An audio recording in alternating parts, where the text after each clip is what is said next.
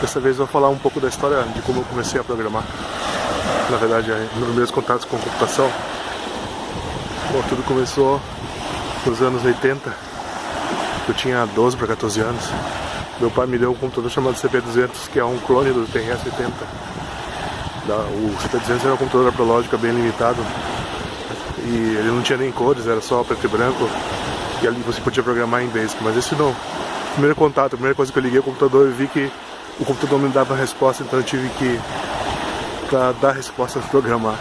E o Basic, que é uma versão meio capada do Fortran, só tinha uns comandos bem simples, tipo repetição, que é o for e o next, imprimir, print, inputs, entrada, fazer decisões com if, then, else, bem limitado. E estrutura de controle não tinha while, tinha só o for, next no caso, né, de repetição, e o goto, que depois foi até abolido, porque chegou a programação estruturada, mas mesmo na época dos anos 80 existia a programação estruturada que detonava com o lance do GoTo. Eu nunca entendi muito bem porque o GoTo é tão ruim assim. É com outra ferramenta qualquer, só tem seus problemas, tem suas vantagens, mas tudo bem. O lance do GoTo é que está muito ligado ao Assembler também.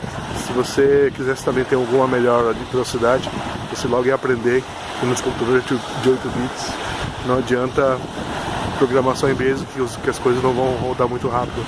E a primeira coisa que você aprende é que existe uma linguagem de máquina. No caso do CP200 e na maioria dos computadores que eu tive na frente, a linguagem de máquina era do processador chamado Z80, que é um computador que tem registradores de 8 e 16 bits e envelhecimento de 16 bits, então dá 64 KB de memória no máximo. E esses computadores foram que eu utilizei com o Z80 foram o CP200, CP300, depois eu tive um CP500, não tive CP500, na verdade, eu fui para o MSX, que era um computador muito mais interessante porque tinha processador para gráfico e para som. Ele era uma máquina que tinha cores, até 16 cores, e resolução, acho que era 256x92, então ali dava para também fazer coisas interessantes, gráficos e sons e música, tocar músicas. Isso foi de 88 para 91 mais ou menos, nessa época. E ali eu já estava dominando bem o Assembler. E como eu tinha falado do GoTo, no caso do Assembler você não tem while, estrutura tipo while, você tem que fazer. Para simular essa estrutura você usa o comando GoTo, que seria a instrução de salto, jump, né? No caso dos 80 a instrução chama-se JP, e também tem instruções condicionais. Se algum flag tivesse ligado, que é um sinalizador, né, ou uma condição qualquer, você pula ou não pula, e daí você consegue fazer estruturas de controle mais elaboradas. Então essa, tipo, Basic e Assembly foram os meus contatos, mas depois quando você vai estudando um pouco mais nas revistas que existiam na época, tipo a Microsistema, você ia conhecendo outras linguagens, e uma das que sempre apareceram foram Pascal e C, como modernas. As antigas eram COBOL e Fortran, que você também acabava descobrindo, mas não tinha muito interesse. No caso do COBOL, é uma linguagem muito cheia de detalhes, é muito verbosa, como chama, então não adianta muito você ter interesse numa linguagem que é muito verbosa. E eu comecei a gostar mais do Pascal e do C, foram as linguagens que eu comecei então aos poucos a aprender. O Pascal foi muito fácil de aprender, porque no MSX existia o Turbo Assembler já. O Turbo Pascal, que a gente ia programar um ambiente tipo IDE, com editor, compilador e tudo integrado. Acho que foi a primeira vez que eu comecei a ter mais gosto mesmo em programação, foi com o Turbo Pascal. E daí você ia sabendo que existia a linguagem C, era mais difícil ter um compilador gratuito. Gratuito não, tipo assim, mais em mão, né? E daí eu consegui então aos poucos aprender a linguagem C. Mas nessa época começou a surgir o Linux, depois do MSX, deu um tempo, na verdade começou a surgir o PC, o IBM PC, nos anos 80 para 90 aqui no Brasil, no caso, né? E daí você tinha mais opções de linguagem de programação. Nessa época também comecei a saber outra linguagem como Fortran, como Lisp, que mais? Com Prolog também. Só que a programação ficou mais interessante, ou pelo menos teve mais possibilidades quando o Linux começou a surgir. Isso foi dos anos 90, de 90 a 95, o início do Linux. Eu comecei a usar o Linux em 95, através do Slackware, no caso, que vinha no CD da Informatica. Eu vinha até esse CD de 95, de agosto de 95. Daí você começava então a ver os códigos em C de outros projetos que estavam disponíveis.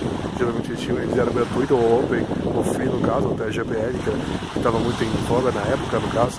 E a primeira coisa que eu comecei a tentar debugar, mas não consegui resolver, foi um bug que existia no Doom, quando eu rodava na minha placa gráfica uma Cirrus Logic. E daí ele dava falha de segmentação. Eu tentei debugar, mas não consegui resolver o problema. Eu não tinha muito conhecimento na época. E daí eu comecei então a entender melhor como funciona o Linux, com compilação, essas coisas todas. E passou o tempo, o Linux começou a dominar todas as coisas que aconteciam. Então você podia ter servidores rodando Linux substituindo os Linux antigos. E o computador GCC, o projeto GNU, era o que mais bombava nessa época também.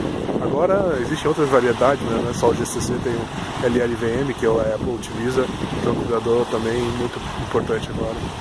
E a Intel também tem o dela, que é proprietária, então as coisas estão bem mais difusas agora, nesse momento que eu vejo. E a programação também explodiu. Eu lembro que na Conectiva, em Curitiba, quando eu trabalhava na distribuidora de Linux, no caso, a gente fazia Conectiva Linux, uma linguagem que começou a despontar pra gente lá em 99, 2000, foi o 2000 na verdade, foi o Python, uma linguagem que era interpretada, mas tinha muita flexibilidade, estrutura de dados e era bastante rápida. Então a gente começou a fazer scripts de desenvolvimento para testar e construir as coisas em Python. Foi bem interessante nessa época. Então foi um outro aprendizado, foi uma linguagem que me deu muitos frutos. E hoje a Python é totalmente mainstream, né? Muita gente utiliza Python em todos os cantos. Inclusive na Data Science ele está bem forte, né? Outra linguagem que dessas épocas de 2000 para cá foi JavaScript, que essa simplesmente dominou o front-end. Começou com um lance simples de validação de campos e agora é um lance que tem até em servidor e tudo mais. Mas na verdade até a Netscape tinha feito um JavaScript para servidor numa época.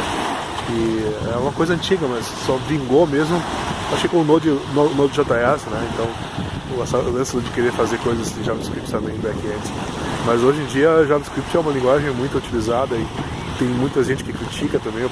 Eu acho que é interessante, mas eu acho que muitas vezes a crítica é porque ela potencializa fazer coisas ruins, no caso, né? Que nem C tem o lance dos ponteiros que podem ser abusados, então e as pessoas às vezes não prestam atenção no que estão fazendo, ou estão com pressa, fazem código com defeito.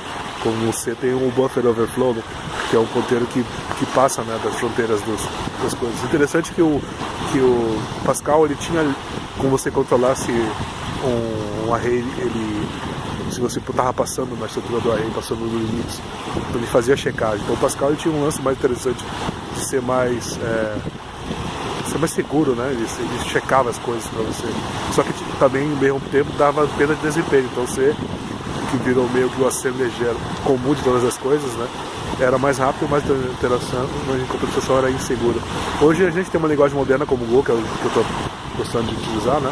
O Go ele faz checagem de algumas coisas, assim, ele é uma linguagem que tenta evitar os erros do C, mas como ela é compilada também ela é bastante rápida.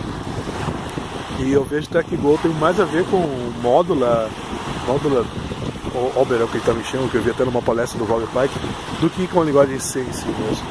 É interessante, porque os caras que vieram do Go, eles são caras que vieram do C, na verdade, mas eles se adaptaram mais com o modelo de pacote, por mais do módulo Oberon do que do C mesmo. E agora a gente está vivendo uma explosão de linguagem de programação. Tem tantas, tem Elixir, tem que mais, tem Scala, tem, sei lá, N linguagens de programação surgindo agora. Muitas linguagens, na verdade.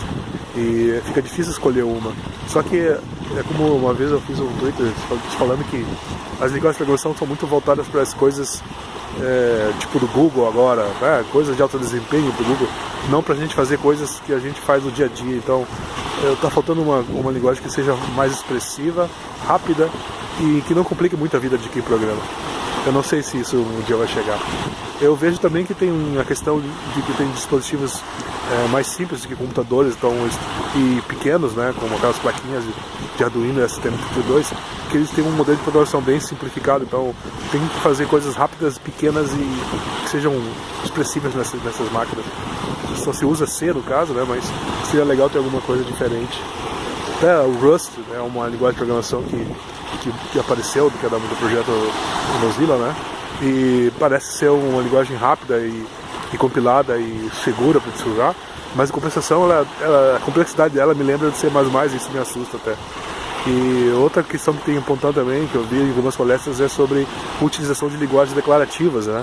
Para você, em vez de explicar como passo a passo as coisas vão acontecer, você simplesmente descreve um cenário, as coisas, as propriedades das coisas e como elas se ligam, e daí, talvez com alguma interferência de algum mecanismo de lógica ali, com o tipo do que tem no Prolog, com o backtrace, tu consiga fazer uma execução dessa coisa toda.